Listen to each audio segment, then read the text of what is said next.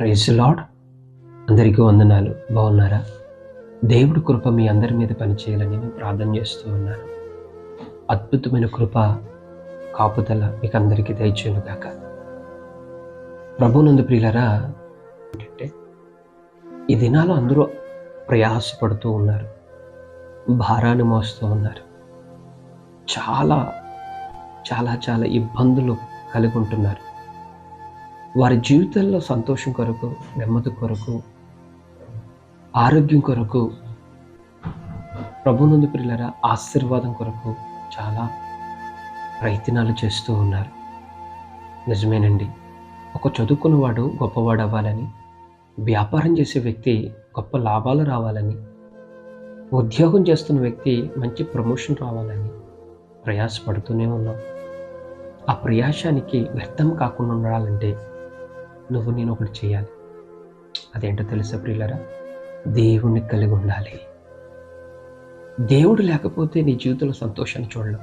Bible గ్రంథంలో లూకా సువార్త 15వ అధ్యాయం 8వ వచనంలో ఒక ఉపమానం రీతిలో ఒక మాట రాయబడింది.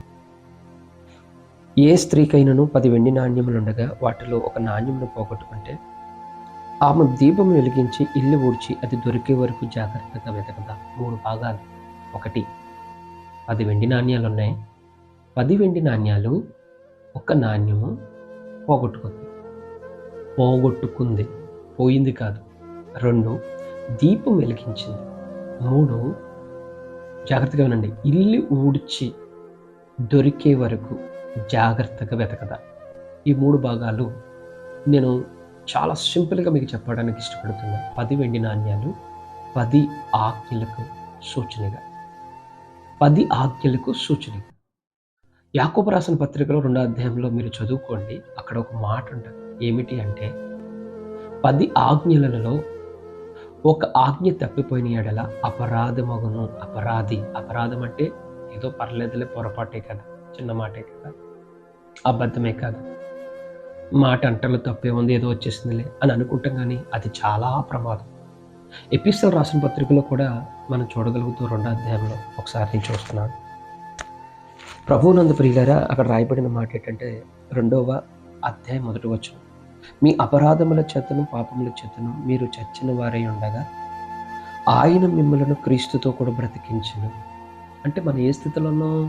అపరాధముల చేతను పాపముల చేతను చచ్చిన స్థితిలో ఉన్నామంట. అదే రొటీన్ అయితే నీ జీవితం ఏమైతుందో ఒకసారి ఆలోచన చేసుకోండి. స్మెల్ వస్తుంది, కంపు కొడుతుంది. జాగ్రత్త.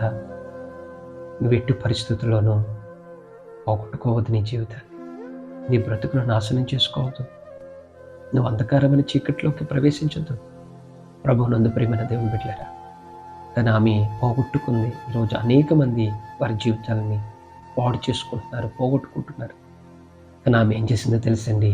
దీపం వెలిగించింది. దీపానికి సూచన నీ వాక్యము, నా పాదములకు దీపం, నా త్రోవకి వెలుగు. ఆమె దీపం వెలిగించింది వాక్యము. వాక్యము నీలో పనిచేస్తే, వాక్యాన్ని పట్టుకుంటే, వాక్యాన్ని గ్రహిస్తే, వాక్యానుసారంగా నడుస్తున్నావంటే నువ్వు వెలుగులో ఉన్నట్టే. వెంటనే ఆమె ఏం చేసిందో తెలుసా? ఇల్లు ఊడ్చిందంట, దొరికే వరకు జాగ్రత్తగా వెతికిందంట. ఈరోజు ఏమై ఉన్నా ఒకసారి ఆలోచన చేయి. నీ ప్రవర్తన, నీ స్థితిగతి, నీ విధానము ఏమై ఉందో ఒకసారి గ్రహించు. వాక్యాన్ని పట్టుకుని, వాక్యమని వెలుగులో ఉండి నీ ప్రవర్తన ఎలా ఉందో చూసుకుంటేనే సరి అవుతుంది.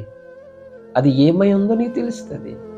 కానీ చీకట్లో ఉంటూ నీ స్వబుద్ధి ఆధారం చేసుకోండి. నేను రైట్, నా మాట రైటు, నేను కరెక్ట్గా ఉన్నాను, నేను మంచిగా ఉన్నాను అని నువ్వు అనుకుంటున్నావే, ప్రభువునందు ప్రియులారా, అది నీకు చాలా ప్రమాదం. ఎందుకంటే అది నీ స్వబుద్ధి ఆధారం చేసుకున్నట్లుగా జరుగుతుంది. నీ స్వబుద్ధి ఆధారం చేసుకోవద్దు. ఇల్లు ఊడ్చు, వాక్యమైన వెలుగులో నీ ప్రవర్తన జాగ్రత్తగా చూసుకో. ఇల్లు ఊడ్చడం అంటే నీ దేహము, నీ క్రియలు, నీ మాట తీరు, నీ ప్రవర్తన, నీ బిహేవియర్ ఏదైతే ఉందో అది నువ్వు జాగ్రత్తగా చూసుకుంటే బైబిల్ ఏం చెప్తుందో తెలుసా? నీ జీవితంలో సంతోషాన్ని చూస్తావు. Yes lord. ఆ సంతోషం నీ జీవితంలో జరగాలని ఆశిస్తూ ఉన్నాను. ఆ సంతోషకరమైన కార్యం నీ జీవితంలో పనిచేయాలని ప్రార్థిస్తూ ఉన్నాను. ప్రభువునందు ప్రియులరా, ఏమైనా పోగొట్టుకున్నావేమో, ప్రార్థనలో, ఆత్మీయతలో, అభిషేకంలో, దేవుడి సన్నిధిలో ఎంతో గొప్పగా ఉండే నీవు ఎక్కడైనా ఏ స్థితిలోనైనా పొరపాటు చేత, అపరాధముల చేత నువ్వు పోగొట్టుకున్నావేమో. వాక్యం అనే వెలుగులోకి రా. దేవుడు నిన్ను గొప్పగా ఉన్నతమైన మహిమలోకి నడిపించబోతున్నాడు.